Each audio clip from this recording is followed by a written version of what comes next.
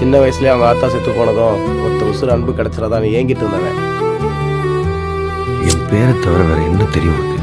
உன்னை பத்தி எனக்கு எல்லாம் தெரியும்.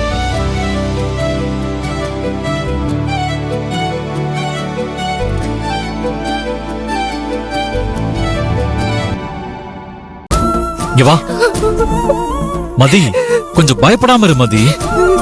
இங்க பாரு, மகன் இன்னைக்கு ஒண்ணும் ஆகாது. அத உடனே ஹாஸ்பிடல் கொண்டு வந்தாச்சுல, டாக்டர் ப்ராப்பரான ட்ரீட்மெண்ட் கொடுத்து குணமாக்கிடுவாங்க.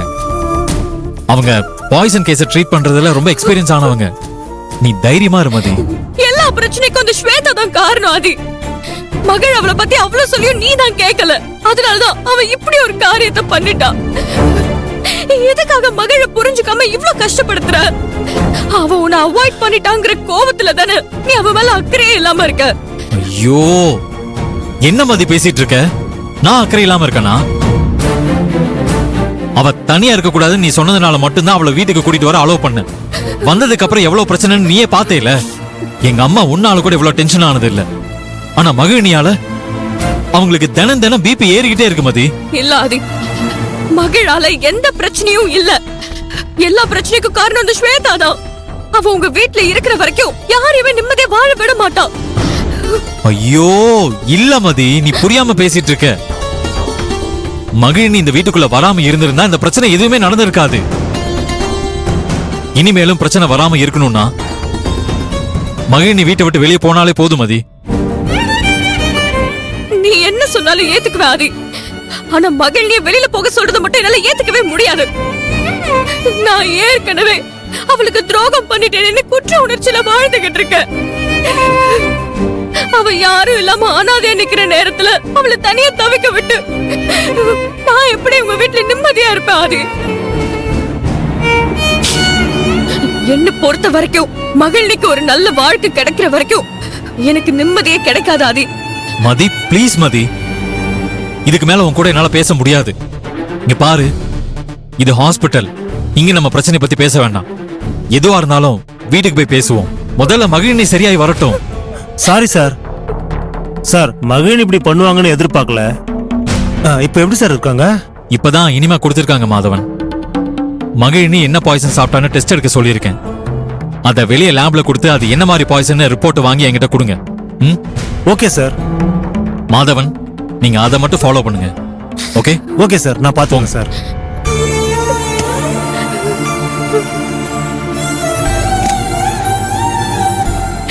எதுக்கு மகள் இப்படி பண்ண? நீ பட்ட கஷ்டம் எல்லாம் போதாதுன்னு எனக்காக இப்படி உயிரே விடுறதுக்கு முடிவு பண்ணிட்டே. உனக்கு ஏதாவது ஆச்சுன்னா நான் நிம்மதியா இருப்பேன்னு நீ நினைச்சியா? கண்ணை முடிச்சு வந்துற மகள். கடைசி வரைக்கும் என்ன கடங்காரி ஆக்கிட்டு போயிடாதடி. நான் மகிழினி மேல அக்கறை இல்லாம இருக்கேன்னு மதி நினைக்கிறேன். ஆனா நான் மகிழினி நினைச்சு தினம் கவலைப்படுறது அவளுக்கு தெரியாது. காதலிச்ச பொண்ணு கண்ணு முன்னால கஷ்டப்படுறத பார்த்துட்டு எந்த ஆம்பளையும் நிம்மதியா இருக்க முடியாது. மகிழினி என் கண்ணு முன்னால அவமானப்படுறது எனக்கு பிடிக்கல. அதனாலதான் அவன் என் வீட்டை விட்டு போகணும்னு நினைக்கிறேன். அத மதி புரிஞ்சுக்கவே மாட்டேங்கிறான்.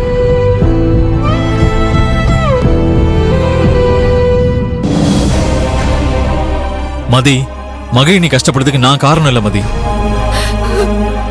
அது அவளா தேடிக்கிட்டது. என்னால அவளுக்காக கவலைப்படதான் முடியும். வேற எதுவும் செய்ய முடியாது மதி. சொல்ல போனா மகிழினி விஷயத்துல உனக்கு இருக்கிற ஃப்ரீடம் கூட எனக்கு இல்ல மதி. நீ அப்படி இருக்க கூடாதுன்னு தான் நான் சொல்றேன் ஆதி. அவ மேல உனக்கு முழு உரிமை இருக்கு. இப்போதைக்கு எப்படியாவது என் ஃப்ரெண்ட காப்பாத்தி கொடு. எனக்கு அது போதும்.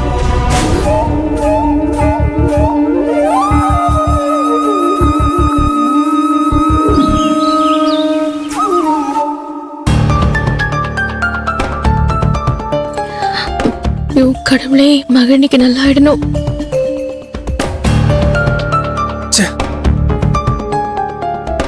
எல்லாம் உன்னாலதான். ஏங்க, உன்னை யாரு பாய்சனை பால்ல கலந்து குடிக்கிறேன்னு டிராமா பண்ண சொன்னது? நீ அப்படி பண்ணதுனாலதான் அந்த பொண்ணு விஷத்தை குடிக்கிற மாதிரி ஆயிடுச்சு. எனக்கு என்னமோ அந்த பொண்ணு மகிழினி சொன்னதான் உண்மையா இருக்குமோன்னு தோணுது. சரி, நீ அப்படியே பாய்சன் குடிக்கிறதா இருந்தா கூட யாருக்கும் தெரியாம போய் குடிச்சிருக்கணும். அதை விட்டுட்டு இப்படி வாங்கிட்டு வர சொல்லி அதை ஊத்தி மிக்ஸ் பண்ணி எல்லாருக்கும் தெரியுற மாதிரி தான் கலப்பாங்களா? எனக்கு என்னமோ எல்லாமே தப்பா தெரியுது. நம்ம வீட்டுல நடக்கூடாதெல்லாம் நடக்குது. இது எல்லாத்துக்கும் காரணம் இந்த வீட்டுல இருக்கவங்க கொடுக்குற இடம் தான். இப்ப நான் என்ன பண்ணேன்னு என்ன குறை சொல்றீங்க? இந்த வீட்ல வாழ்றதுக்கு தான் விட மாட்டேன்னு எல்லாரும் சேர்ந்து தடுத்தீங்க. இப்ப நிம்மதியா சாகிறதுக்கு கூட விட மாட்டீங்களா?